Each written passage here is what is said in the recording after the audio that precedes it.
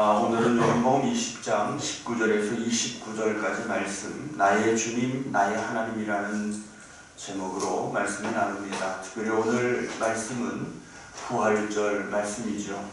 우리를 위해서 사망 권세를 이기시고 부활하신 부활의 주님, 그 거룩한 날이 부활의 날입니다.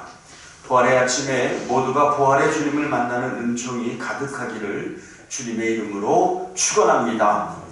우리 옆사람과 인사를 나누겠습니다. 마라나타, 예수여 오시옵소서라는 말인데 우리 마라나타라고 인사를 나누겠습니다. 옆사람과 함께 인사 나누겠습니다. 마라나타, 예수여 오시옵소서. 재림의 주님을 기다리는 이 신앙 고백이 여러분들의 삶 속에 날마다 풍성한 은혜로 나타날 수 있게 되기를 주님의 이름으로 축원합니다. 본문의 말씀은 부활의 주님이 제자들에게 나타나셔서 당신의 손과 옆구리를 보여주시고 제자들이 그 주님을 보고 기뻐하는 장면입니다. 주님은 제자들에게 평강을 선포하셨습니다. 그러나 도마는 그 자리에 없었고 부활의 주님을 만났다는 제자들의 말에 내가 그 손과 옆구리를 보지 않고는 믿을 수 없다고 말했습니다. 그 후 주님은 도마도 있는 상태에서 제자들에게 다시 나타나셔서 도마에게 당신의 손과 옆구리를 보여주셨습니다. 그때 도마는 주님 앞에 엎드려 나의 주님, 나의 하나님이라고 신앙을 고백했습니다. 부활의 주님은 더 이상 인간의 몸을 입고 있는 인간이 아니지만 주님은 십자가 고난의 흔적을 갖고 계셨습니다. 예수님이 사망의 권세를 이기고 부활하신 성자 하나님이시라면 더 이상 못자국도 창자국도 없어야 하지만 요한 사도는 예수님이 그 모든 흔적을 가지고 나타나셨음을 강조하고 있습니다. 우리는 본문 말씀을 묵상할 때마다 도마의 불신앙을 주목합니다. 그러나 우리는 먼저 주님이 제자들에게 오실 때 십자가의 흔적을 가지고 오셨다는 사실을 주목해야 됩니다. 왜냐하면 십자가는 인간의 죄 때문에 지신 것이므로 십자가의 흔적을 통해 제자들은 십자가에서 죽으신 그분이 곧 부활하신 메시아임을 알게 하신 것입니다. 그래서 제가 늘 강조하지만 십자가에서 죽으신 그 주님이 부활하신 바로 그 주님이시며 부활하신 그 주님이 다시 오실 재림의 주님이 계신다는 사실을 믿으시기 바랍니다. 특별히 본문에서 나의 주님, 나의 하나님이라고 도마가 신앙 고백을 한 것을 통해 십자가와 부활 그리고 메시아는 하나의 모습이라는 사실을 우리에게 보여주고 있습니다. 십자가에 못 박히신 예수님이 다시 살아나심으로 나의 주, 나의 하나님이 되신 것입니다. 그러므로 이 세상에 나의 주, 나의 하나님은 오직 십자가에서 죽으시고 부활을 통해 사망 권세를 이긴 그분뿐임을 믿으시기 바랍니다. 우리를 위해 십자가에 달려 죽으셨던 그 예수님께서 다시 살아나셨다는 것이 복음이라는 것입니다. 그러므로 십자가의 고난이 부활을 위한 과정이며 예수님이 받으신 십자가의 고난을 통해 죄인인 내가 새로워지고 예수님의 부활을 통해 죄에서 해방된 내가 발견되어지는 것입니다. 그 사람이 드리는 나의 주님, 나의 하나님이라는 신앙 고백이 진짜 신앙 고백이 되는 것입니다.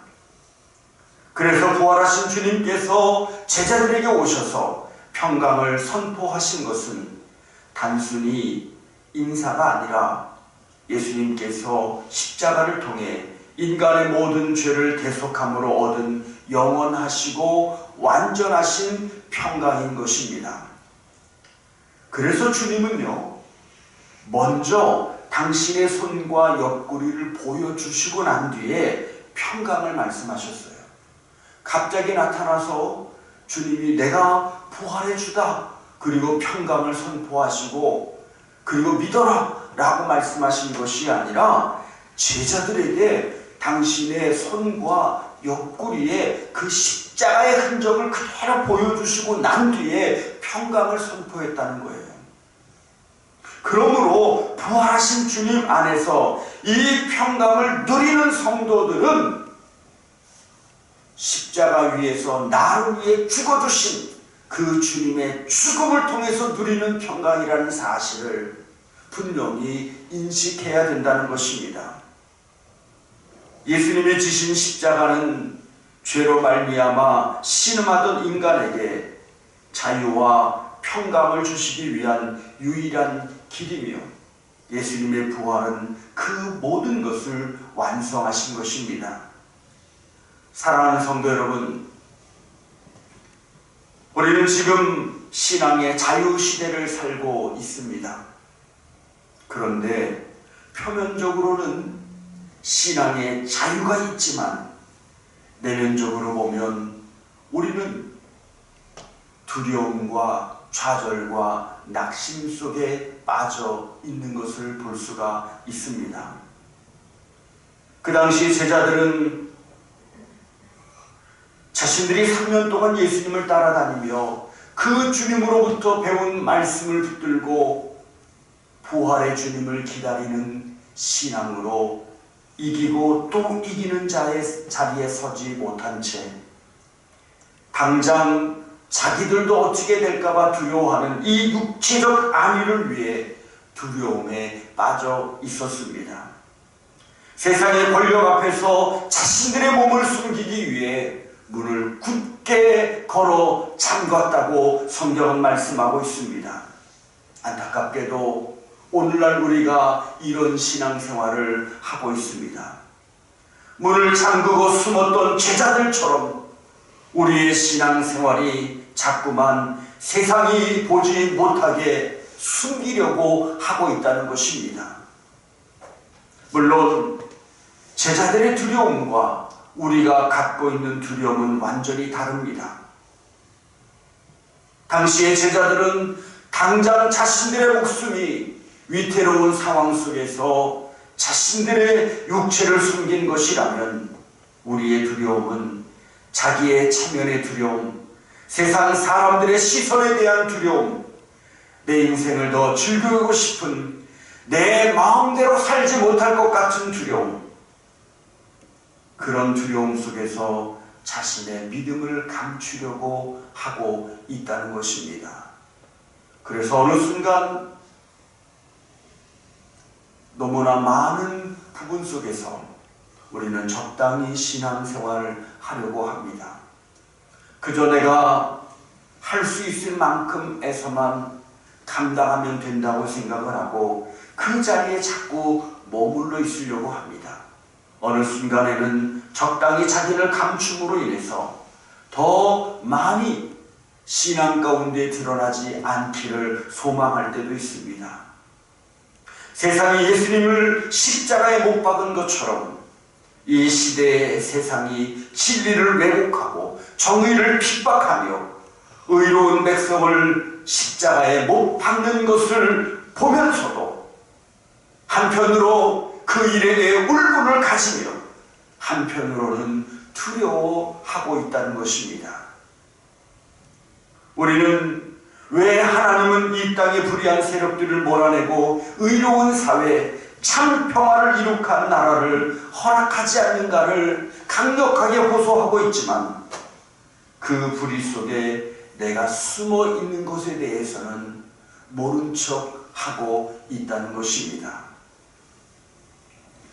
제자들이 무서워서 숨어 있는 그 순간에 예수님은 십자가에서 인간의 죄를 대신하여 죽으셨습니다. 그래서 내가 두려워하고 숨은 곳을 찾고 있을 때 예수님은 십자가 위에서 이기신 이김을 우리에게 주시며 내가 이겼으니 너희도 이기라는 말씀을 우리에게 주고 있는 것입니다. 그래서 제자들이 문을 잠그고 숨어 있는 동안 예수님은 무덤에서 부활하시고 평강을 가지고 그 제자들을 찾아가 주신 것입니다.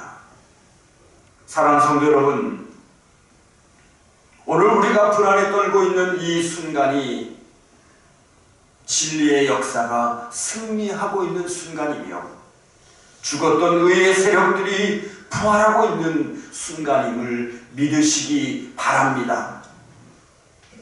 그래서 성경은 부활하신 예수님께서 제자들에게 직접 나타나셔서 손과 옆구리를 보여주시며 평강을 말씀하심으로 제자들이 공포에서 해방되도록 이끌어내시고 있음을 보게 됩니다.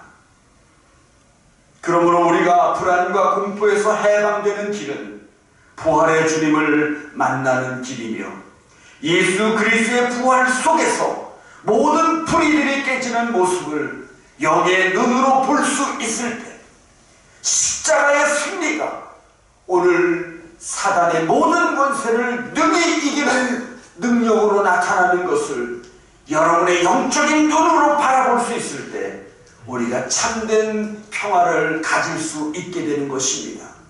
그러나 여전히 육신의 눈으로 이 세상을 바라보며 두려워하고 있는 한 우리는 주님의 손과 옆구리를 아무리 열심히 쳐다보아도 그 두려움에서 헤어나올 수 없을 것입니다.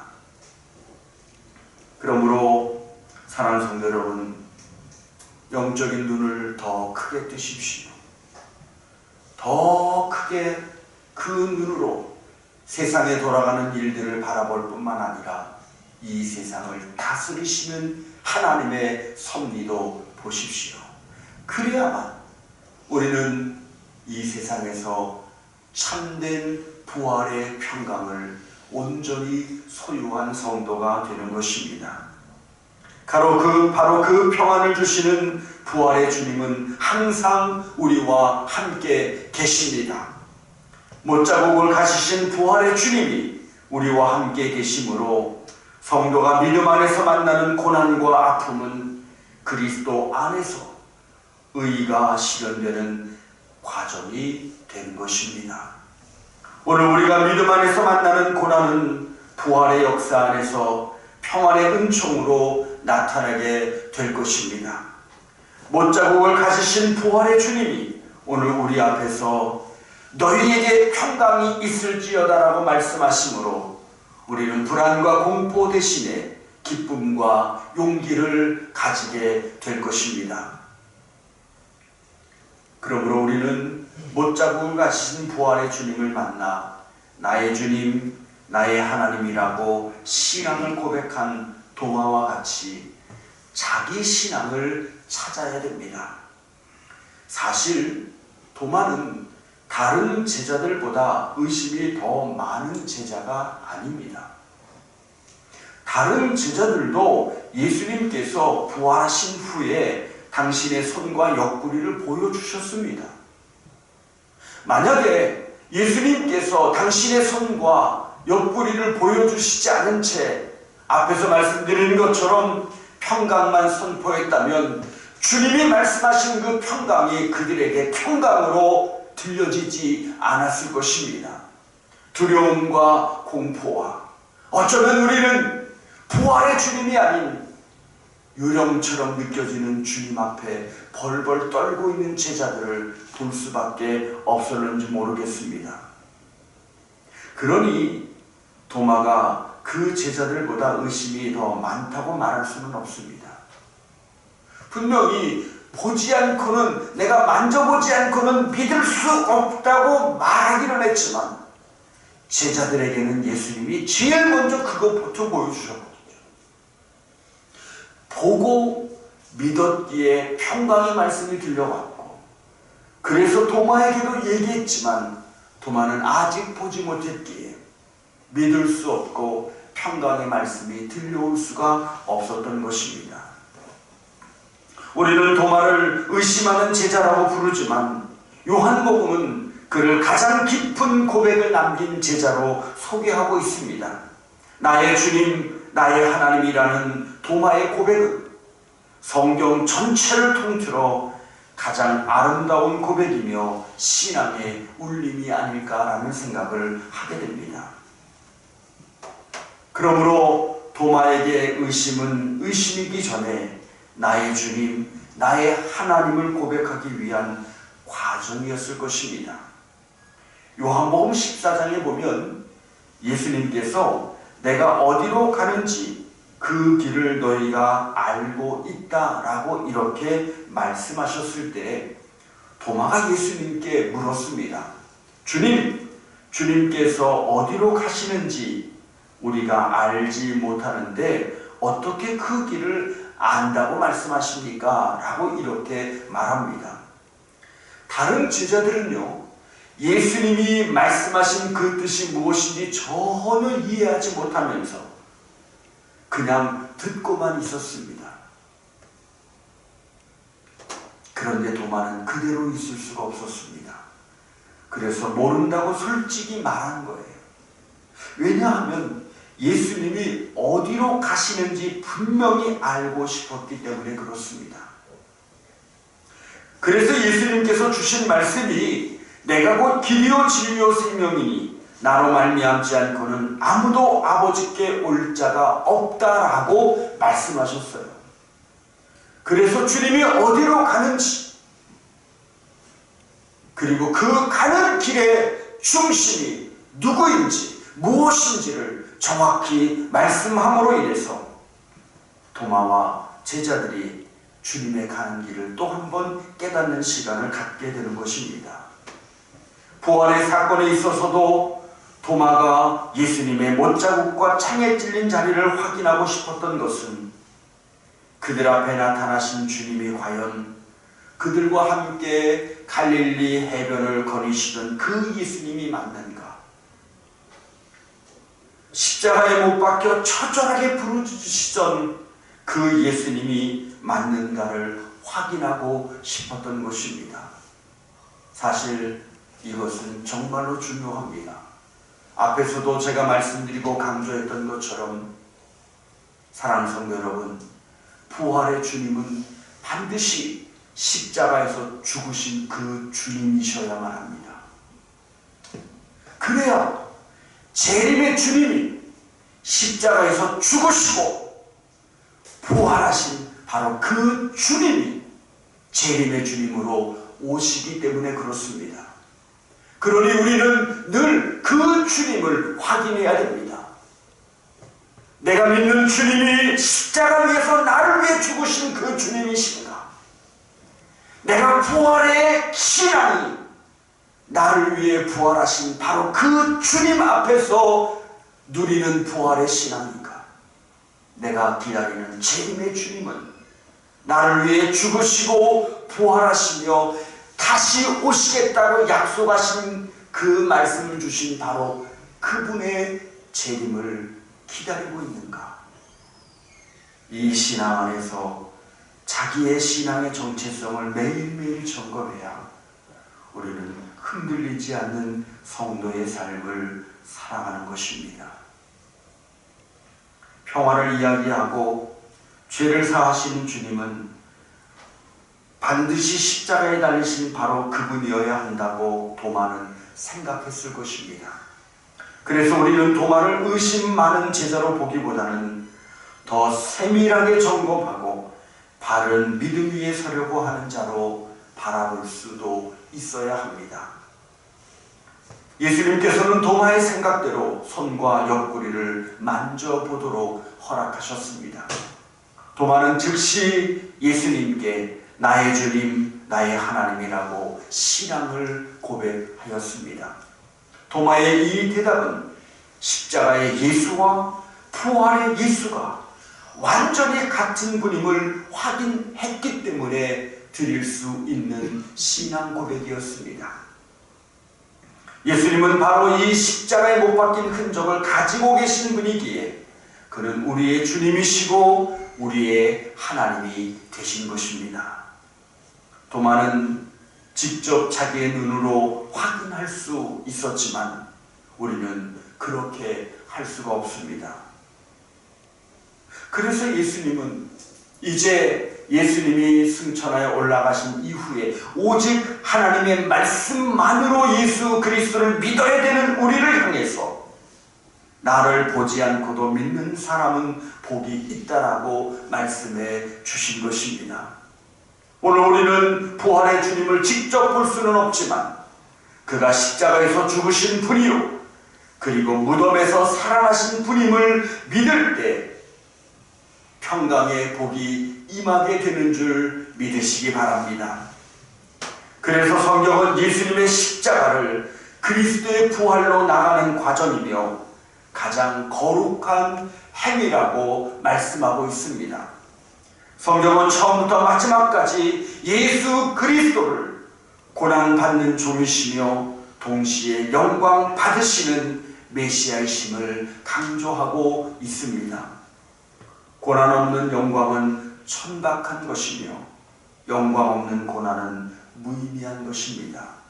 고난과 영광이 함께 연결되었을 때 고난도 영광도 의미가 있는 것입니다. 우리가 나의 주님, 나의 하나님이라고 고백하는 예수 그리스도는 고난의 흔적을 가지신 주님이십니다. 이제 이런 신앙 고백을 하는 성도들은 오늘의 고난에 동참하며 이 역사 속에 하나님의 나라를 이루기를 힘써야 할 것입니다. 동시에 이 고난받는 역사에 부활의 소망을 전파함으로 이 고난의 의미를 부여하고 그것을 극복할 수 있는 용기와 믿음도 함께 불러 일으켜야 할 것입니다. 사랑하는 성도 여러분, 우리가 믿는 주님은 못자국을 가지고 가지신 부활의 주님이십니다. 고난받는 종으로서의 예수요 부활하여 영광 받으신 그리스도이십니다.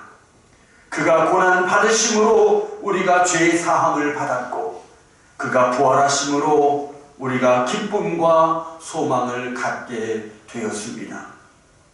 이제 우리는 부활하신 주님과 더불어 영광 받을 자리에 오를 그의 자녀들이 되었습니다. 그러게 이제 용기와 희망과 사랑을 가지고 이 고난의 역사를 극복해 가는 성도들이 되시기를 바랍니다. 더 이상 고난은 우리를 짓누르는 무거운 짐이 될 수 없습니다. 우리를 위협하는 공포가 될 수도 없습니다. 이제 담대하게 불의와 맞서며 진리의 파수를 위한 헌신의 때가 되었습니다. 부활하신 주님은 오늘도 우리 곁에 계시면서 우리에게 평강을 부어 주십니다. 십자가에 못 박히심으로 이룩하신 찬 평강을 우리에게 주심으로 오늘의 상황이 어떻게 변한다 할지라도 그 평화는 우리에게서 영원히 사라지지 않을 것입니다.